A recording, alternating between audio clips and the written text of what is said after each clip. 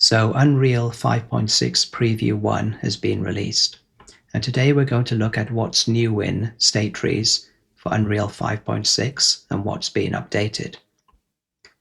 Now, in order to use StateTrees in 5.6, you still need to enable in your plugins the Gameplay StateTree plugin.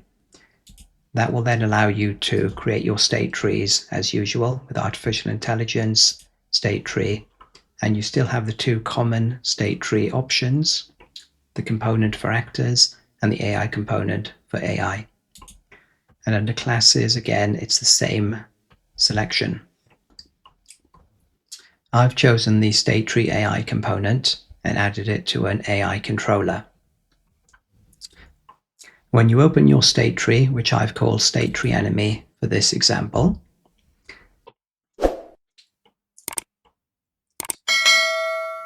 when you open your StateTree editor for Unreal 5.6, you notice it is very similar to the 5.5 version, except for this new icon that allows you to change the state view options.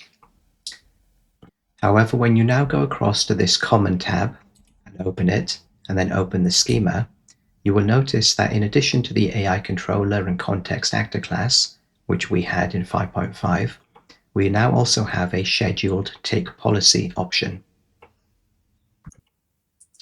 In Unreal 5.6, state trees now support scheduled ticking, and this can significantly reduce the overhead of the state tree because it doesn't have to tick every frame. In other words, the state tree will only tick when it is needed to do so. So when a task is ticking or an event occurs or a delay finishes, it will tick. Otherwise, it can go to sleep. And what that means is that if you are running many copies of a state tree in your world, this will add an optimization by preventing all of those state trees from ticking continuously. What this scheduled tick policy allows you to do, which was not available in Unreal 5.5, is to set a custom tick rate for your states, for your tasks, and for your transitions. And the way that it works is, if you just hover over it, it allows you to indicate whether the execution can sleep and the tick delayed. And you can either set it here, or you can put a console variable to test it. But when you click on the options, you've got default, allowed, and denied. There is no documentation on what these mean at the moment, but allowed is what allows you to set a custom tick rate. So if you look across here to the state root, there is nothing extra than what was present in 5.5. But if I click on allowed, I now get an extra option to set the custom tick rate. And if it doesn't show up here, you can go to the property matrix and tick it on custom tick rate here. However, if you hover over it, it will give you information on how this works. So it allows you to set the tick rate for the states, tasks, and transitions. If it's set, then the state cannot sleep. If it is set, then all the other states, the children or the parents, will also tick at that rate. And if you set a custom tick rate on more than one active state, then the tick rate which is lowest will win. And if you don't set it, then the state will tick every frame as you would expect. And this tick rate, which you can set a value to here above 0, also applies for a transition. So when you click on a transition, there is a trigger which can be on tick. And this will then tick at the same custom tick rate that you have set here. So what this allows you to do if you have multiple states is to set the rate at which it will tick and thereby prevent it from using too much of the processor while the tree is running. So a custom tick rate in a task refers to the event tick override.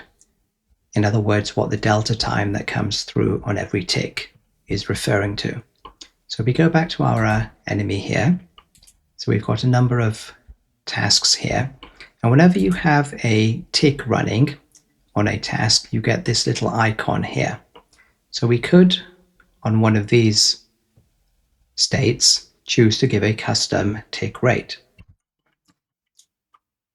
So if we click on the state, click on the custom tick rate, and we could set this a tick rate to 2 seconds. And you can see from this icon here that the event tick function is running on this task, and it will print out the jump tick rate. We could also put one on the idle task, and that too would print out an event tick rate. And on the idle, say this particular task, which has the tick icon on it, we could check the custom tick rate and maybe put that at 3 seconds. And when we compile, and if we just play this, it should get printed out up here. So jump tick is 2 seconds to begin with. And when it transitions to the idle, it will now be 3.01, so 3 seconds.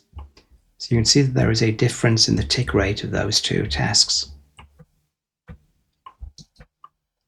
And what that allows you to do is essentially to ensure that this tick isn't being called too often or more than is absolutely necessary, but still being able to take advantage of the fact that the task can tick. And the custom tick rate will apply to all of these tasks rather than individually, unless they are on a different state. So this custom tick rate is available to all of the states. You can set a different tick rate for it. However, you can't set a tick rate for an evaluator, it doesn't seem. So there is no option on the evaluator itself, nor can you do it on a global task. So again, it is just for the custom tick rate of tasks which are running on states and their transition triggers. So that's one new thing in 5.6. The next thing to look at is the context. So that seems to be exactly the same in terms of the actor and the AI controller. In terms of the parameters, they look exactly the same here. However, if we go to our AIC enemy, our AI controller, which is hosting the StateTree component, which has the StateTree, again, everything in the defaults details are the same. However, there is a new way of being able to make a StateTree reference or set it. So if we go to our event begin play, this node has now been fleshed out. And what you can now do is make a StateTree reference and also set the parameters to override in the same node. And this wasn't available in 5.5. The node was, but you couldn't actually set anything on it. That then allows you to set a reference that you can keep. From the reference, you can set the StateTree reference on the AI component. Again, start the logic. There are also some more nodes which have shown up. So set parameter property and get parameter property. And they require a StateTree reference, which we have made with this node. They also require a property ID. However, this doesn't seem to work in the current version. So even though you can create a variable property ID and here generate or invalidate a ID number, you can't actually set anything or use that to get the parameter property as far as I can work out. But based on these new nodes, that should be something which will become available in the future. In other words, these parameters here should be settable via blueprints. However, this make StateTree reference is another way of being able to change your state trees. And we looked at 3 other ways in a previous video. There are also a lot of other make StateTree nodes, again, which were present before. But again, most of these do not have any blueprint way of actually setting or creating the structures that are needed so far.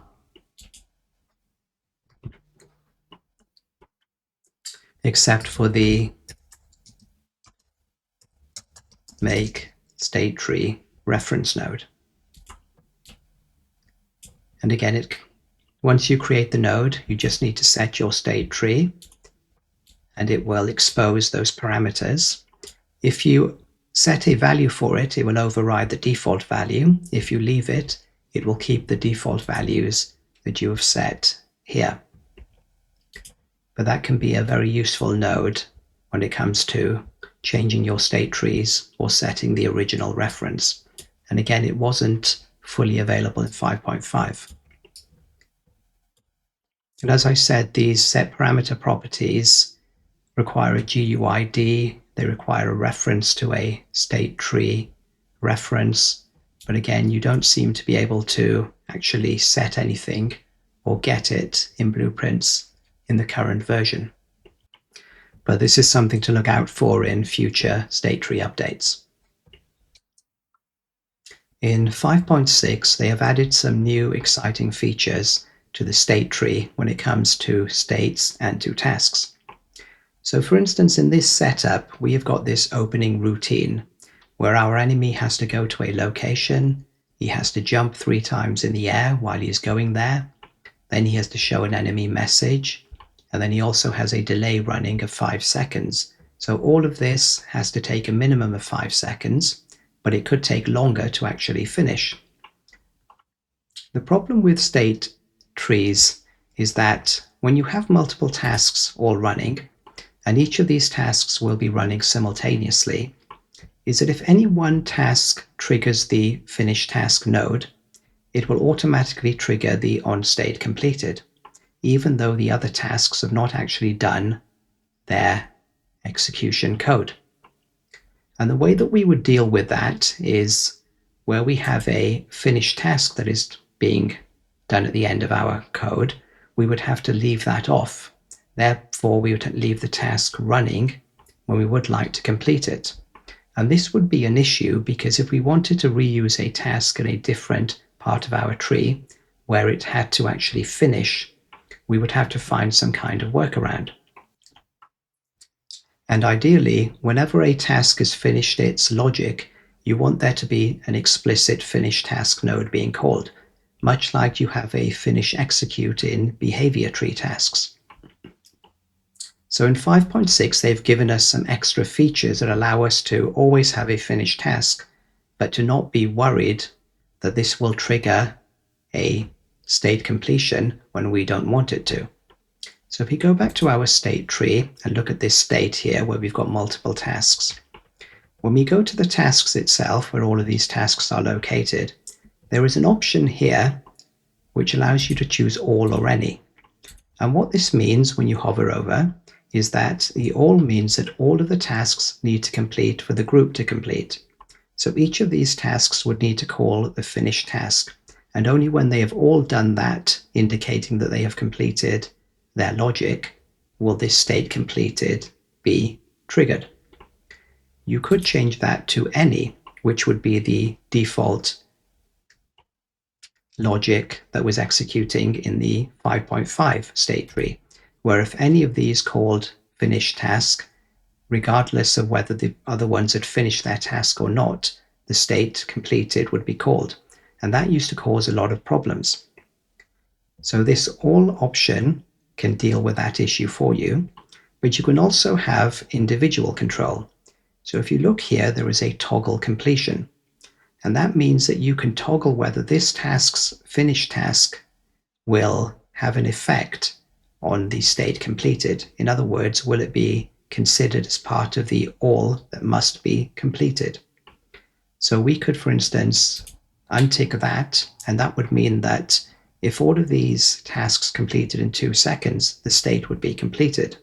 Whereas if we left this on, this state would take a minimum of 5 seconds to complete, because this task would not call the finish task until 5 seconds were over, even if this first 3 tasks had been completed in 1 second.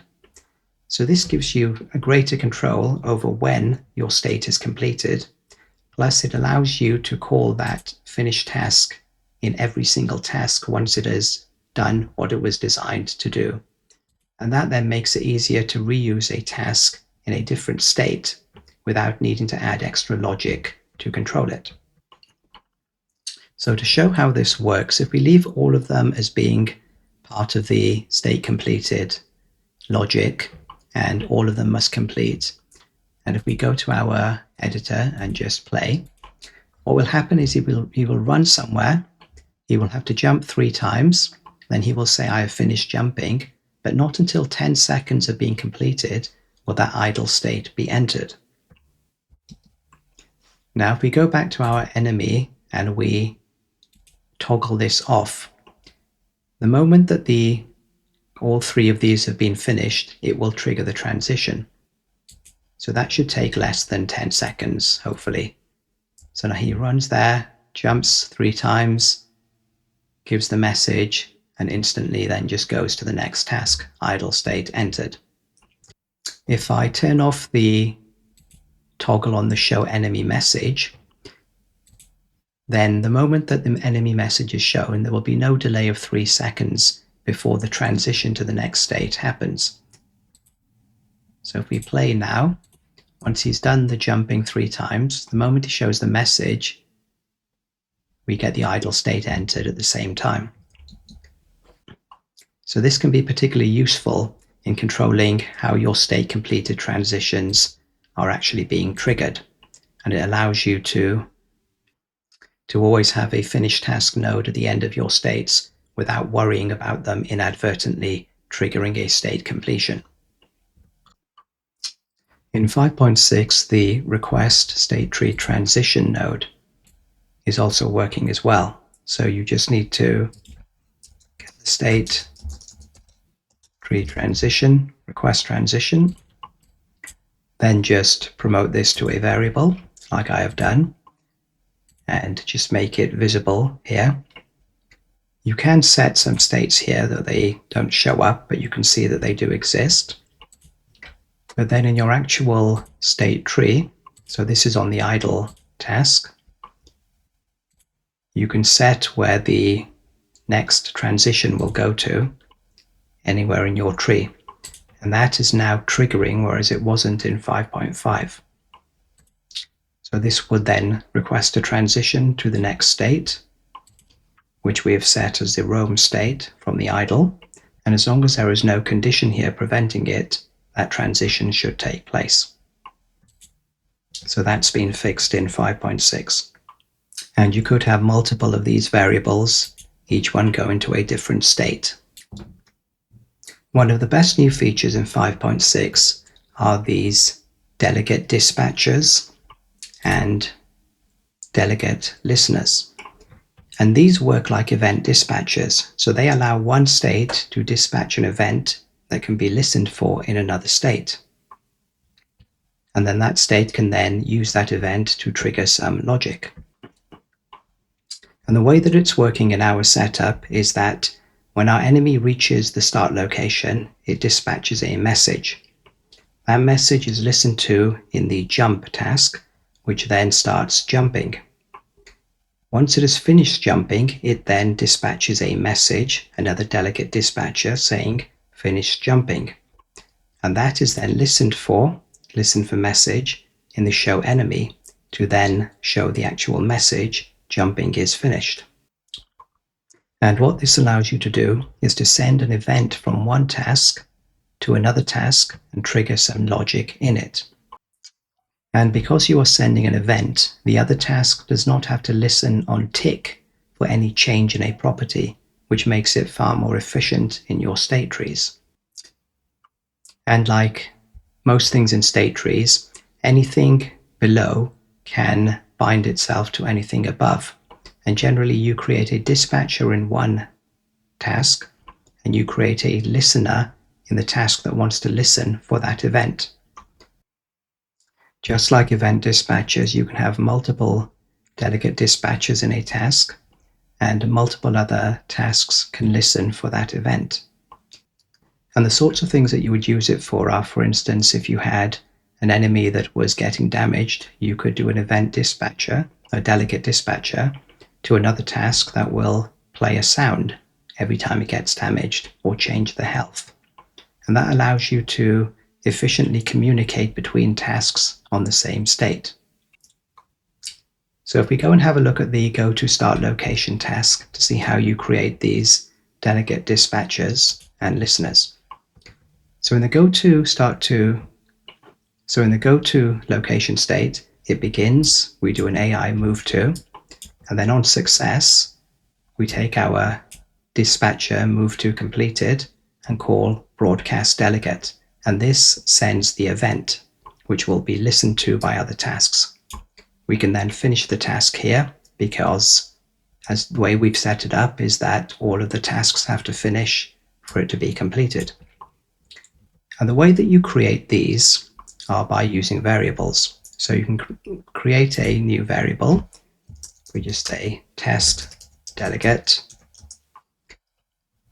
go to the variable type, and they are of type StateTree delegate. And there are two types, a delegate dispatcher, which broadcasts the delegate, and a delegate listener that will listen to that delegate that it is bound to. So you just click on that. You have to just expose it here so you can then bind to it in the state tree.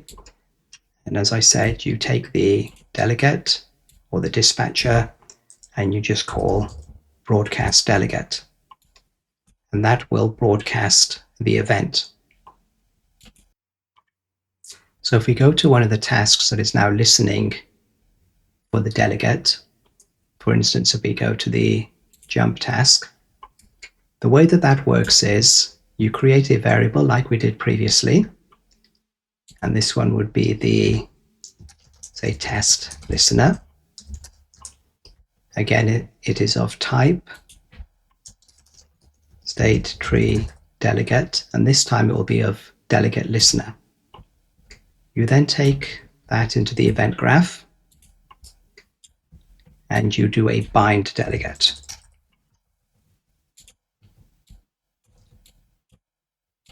And then you create an event like we've done here that you want it to call each time it receives an event from the dispatcher. And again, you have to expose it, make it visible to the state tree. Back in the state tree, we go to our task. We can see that that test delegate, which we created, shows up here.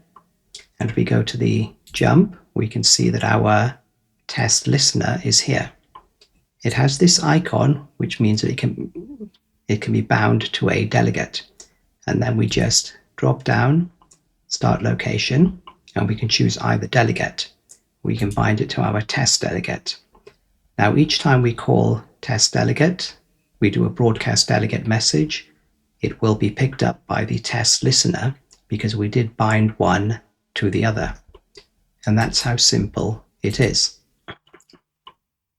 The one thing you notice is that you can't send any data in the actual delegate. So there is no way to add any inputs that you can send each time you broadcast it or to broadcast a value. So you might have to do workarounds for that using things like property reference nodes. For instance, in our enemy here, the way that we are doing the message, if we go down to the message, is that it listens for the jump finished broadcast delegate, and then it uses the parameters show message text, which I've created up here, show message text. And I'm setting that value using a property reference. So if we go to our state tree jump where the message is being created, I've got a state tree property reference called out message, and then I use that to set a value for the property reference node. And that property reference node is setting the value of show message text, which the show enemy text is then reading from using another property reference node. And the reason why you have to do it this way and not just have an input or output is that when the task begins, it copies the value straight away. So even though you're changing one of the values above, that value is never being updated So you do have to use the property reference node in order to be able to send data using a delegate dispatcher and to listen for that data and then use the correct property reference data. But these delegate dispatchers and listeners make communicating between tasks and triggering events in separate tasks much easier than the old way. So they're definitely worth learning about and using in your workflow. In terms of other things which have been updated, if you go to your window, you will notice that there is an extra window available called Bindings. And what that allows you to see is exactly what things are being bound to what data. So for instance, we can see that the show open message is bound to the out message on this task, or we can see that the can enter idle has a target of enter condition on the state idle state. So this just allows you to see things without having to go through each of your tasks to identify what is being bound to what. So again, that can be another way of making life easier when your state trees become more complex. The one thing you notice is that all of these variables can become quite overwhelming.